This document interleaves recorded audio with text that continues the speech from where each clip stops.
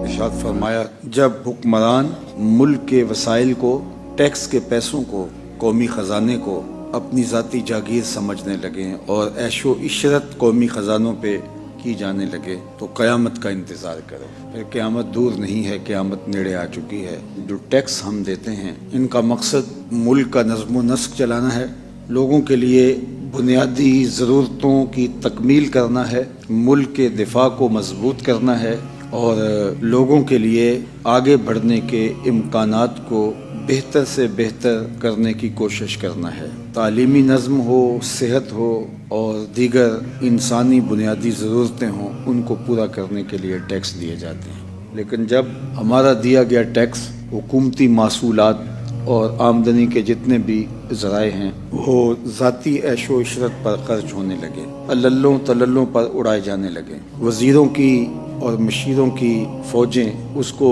دن رات بے دردی سے اور انتہائی بے شرمی سے آپس میں تقسیم کرنے لگے، تو جب کسی بھی ملک میں کسی بھی جگہ پہ ایسا امر ظہور پذیر ہوتا ہے تو اس کا لازمی نتیجہ یہی نکلتا ہے کہ ملک کے عوام محرومیوں کا شکار ہوتے ہیں۔ لیکن جب قیامت برپا ہونے کو ہوگی تو اس وقت پوری دنیا کا نظام اس طرح ہو جائے گا کہ جو آیان سلطنت ہوں گے وہ لوگوں کے ٹیکس کو ذاتی دولت اور ذاتی مال سمجھنے لگیں گے، حالانکہ جو سربراہ مملکت ہوتا ہے وہ امین ہوتا ہے، مال اس کا نہیں ہوتا، وہ اس مال کے اوپر امین بن کے بیٹھا ہوتا ہے۔ والامانۃ مغنمہ، اور امانت مال غنیمت سمجھ لی جائے گی۔ کسی کے پاس امانت رکھی جائے تو وہ اس کی حفاظت کرے، امانت کو ضائع کر دینا یا امانتوں کو مال غنیمت سمجھ بیٹھنا کہ اب یہ ہماری ہے، حتیٰ کہ لوگ قرض دے کے واپس نہیں لوٹاتے۔ والزکوٰۃ مغرمہ، اور زکوٰۃ کو ٹیکس سمجھ لیا جائے گا، تاوان سمجھ لیا جائے گا، حالانکہ زکوٰۃ تو خوش دلی کے ساتھ دینی چاہیے، اور زکوٰۃ اسی پر ہے جس کے پاس مال ہے، تو اس کو تو کہا ہی نہیں گیا زکوٰۃ دے کے جس کے پاس مال نہیں۔ اب زکوٰۃ بھی 40واں حصہ ہے مال کا، وہ 40واں حصہ تم دینا ہے، 39 حصے اپنے پاس رکھنے ہیں، اور یہ 40واں حصہ جو تم نے دیا ہے اس کی برکت سے وہ 39 بھی پاک ہو جائیں گے۔ یہ 40واں حصہ ان 39 حصوں میں برکت پیدا کر دے گا، یہ تو تمہارے لیے بہتری کا سامان تھا۔ تو یہ قرب قیامت کے فتنے ہیں کہ لوگ زکوٰۃ خوش دلی کے ساتھ نہیں دیں گے۔ پھر ارشاد فرمایا وَتُعَلِّمَ لِغَيْرِ الدِّينِ،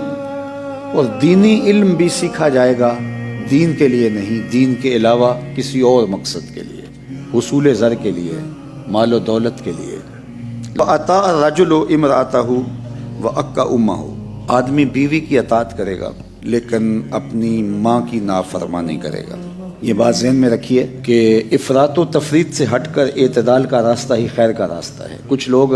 بیوی کی اطاعت اور فرما برداری میں ماں کو پس پش ڈال دیتے ہیں اور وہ گھر میں ایک عضو معطل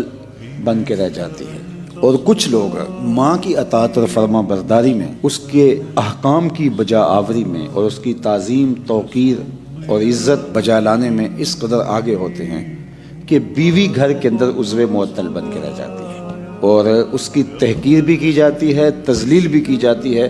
اور اس کو نظر انداز بھی کیا جاتا ہے۔ تو ہمارا دین ہمیں اعتدال کی راہوں پہ گامزن رہنے کی تلقین کرتا ہے کہ ہم دونوں کو ان کے مرتبے اور مقام پہ رکھیں۔ وَأَدْنَىٰ صَدِيقَهُ وَأَقْصَىٰ أَبَاهُ، دوست کو قریب کر لے گا اور باپ کو پیچھے کر دے گا۔ باپ اگر بلائے گا، کسی کام کے لیے بھیجنا چاہے گا تو اولاد سستی کا مظاہرہ کرے گی، اور اگر دوست بلائے گا تو چھلانگ لگا کر کے بھی اٹھ کے دوڑ کے دوست کی بات سننے کے لیے چلا جائے گا۔ یعنی باپ کی آواز پر نہیں پہنچے گا، دوست کی آواز پر پہنچے گا۔ باپ کی آرزو ہوگی کہ میری اولاد میرے پاس بیٹھے، میں اس سے بات کروں، تو اولاد کے پاس وقت نہیں ہوگا، مصروفیات بہت ساری ہوں گی، لیکن دوستوں کے لیے روزانہ وقت نکالے گا، دوستوں کے ساتھ گھومنے کے لیے بھی جائے گا، چائے پینے بھی جائے گا، کھانا کھانے بھی جائے گا، ٹرپ پہ بھی جائے گا، دوستوں کے ساتھ فون پہ بھی باتیں ہوں گی، سب کچھ ہوگا،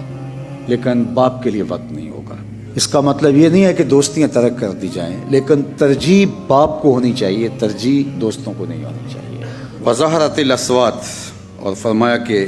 آوازیں بلند ہوں گی فی المساجد، مسجدوں میں، ممبر و محراب سے شور و غل کی آوازیں لوگوں کو سنائی دیں گی۔ اس حدیث کی شرح میں علماء نے لکھا کہ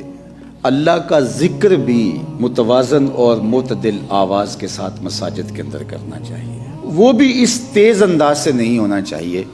کہ جس سے عامیانہ پن جو ہے وہ جھلکتا اور چھلکتا دکھائی دے۔ مسجدوں کے تقدس کو، ممبر و محراب کے تقدس کو ملحوظ رکھا جائے۔ میں تو اپنے دوستوں کو یہ بھی کہتا ہوں کہ مسجدوں کے اندر یہ جو بے ہنگم ساؤنڈ لگے ہوئے ہوتے ہیں اور ایکو کھلی ہوتی ہے، اور پھر اتنی آواز کے باوجود بھی مقرر مطمئن نہیں ہوتا، وہ ایسے مائک کے اوپر ایسے ہاتھ رکھ کے پورے زور سے بول رہا ہوتا ہے اور لوگوں کے کان پھٹ رہے ہوتے ہیں۔ اللہ کی مخلوق کو جو اذیت پہنچ رہی ہے وہ تو پہنچ ہی رہی ہے، یہ اللہ کے گھر کے تقدس کے بھی منافی ہے کہ وہاں آوازیں بلند ہوں۔